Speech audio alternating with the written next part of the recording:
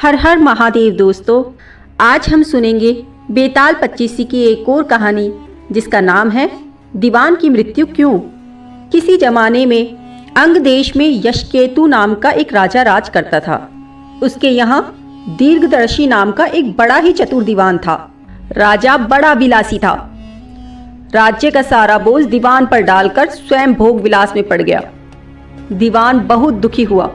उसने देखा कि राजा के साथ सब जगह उसकी भी निंदा होती है, इसलिए वह तीरथ का बहाना करके वहां से चल पड़ा। चलते चलते रास्ते में उसे एक शिव मंदिर मिला।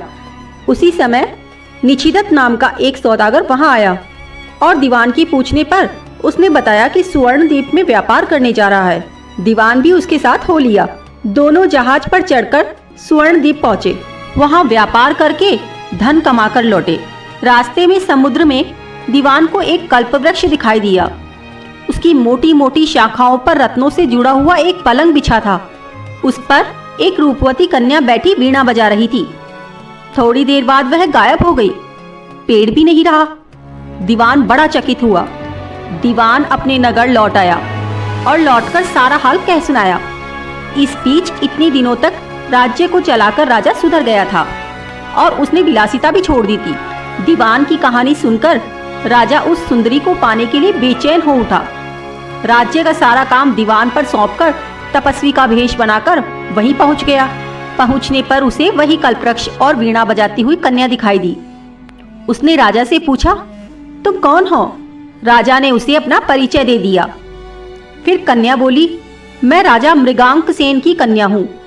मृगांक कवंती मेरा नाम है। मेरे पिता मुझे छोड़कर न जाने कहाँ चले गए।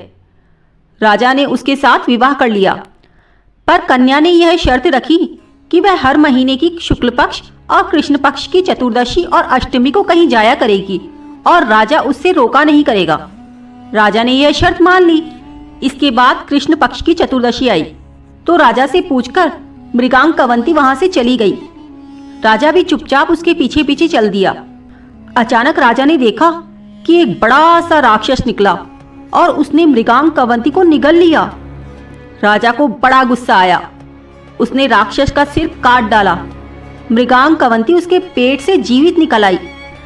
राजा ने उससे पूछा कि यह क्या माजरा है? तो उसने कहा, महाराज, मेरे पिता मेरे बिना भोजन नहीं करते थे। मैं अष्टमी और चतुर्दशी के दिन शिव पूजा यहाँ करने आती थी। एक दिन पूजा में मुझे बहुत देर हो गई। पिता को भूखा रहना पड़ा। देर से जब घर लौटी तो उन्हें बड़ा गुस्सा आया। गुस्से में उन्होंने मुझे शाप दे दिया और कहा कि अष्टमी और चतुर्दशी के दिन जब मैं पूजन करने यहाँ आया करूँगी तो एक राक्षस मुझे निगल जाया करेगा और मैं उसका पेट चीरकर निकला करूँगी। जब मैंने उनसे शाप छुड़ाने के लिए बहुत अनुनय किया तो वह बोले, जब अंग देश का राजा तेरा पति बनेगा और तुझे राक्षस द्वारा निगली जाती देखकर वह राक्षस को मार देगा, तब तेरे शाप का अंत होगा। इसके बाद राजा उसे लेकर नगर आ गया। दीवान ने यह देखा तो उसका हृदय फट गया और वह वहीं मर गया। इतना कहकर बेताल ने पूछा, हे राजन, यह बताओ कि स्वामी की इतनी खुशी के समय भी दीवान का हृदय क्यों फट गया? तभी राजा विक्रमादित्य ने कहा, दीवान का हृदय इसलिए फट गया कि उसने सोचा कि राजा फिर स्त्री के चक्कर में पड़ गया और फिर से राज्य की दुर्दशा होगी। राजा का इतना कहना था कि बेताल फिर पेड़ पर जा लटका और राजा विक्रमादित्य फिर से उसी मसान में स्थित पीपल के पेड़ के पास जाते हैं। तो फ्रेंड्स, आई होप आपको कहानी पसंद आई होगी। If you like this story, please like, share and subscribe. Thanks for watching.